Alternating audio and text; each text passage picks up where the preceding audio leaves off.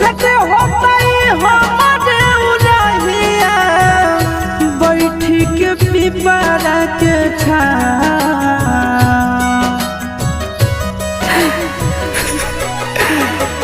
देखते होता हमारे उड़हिया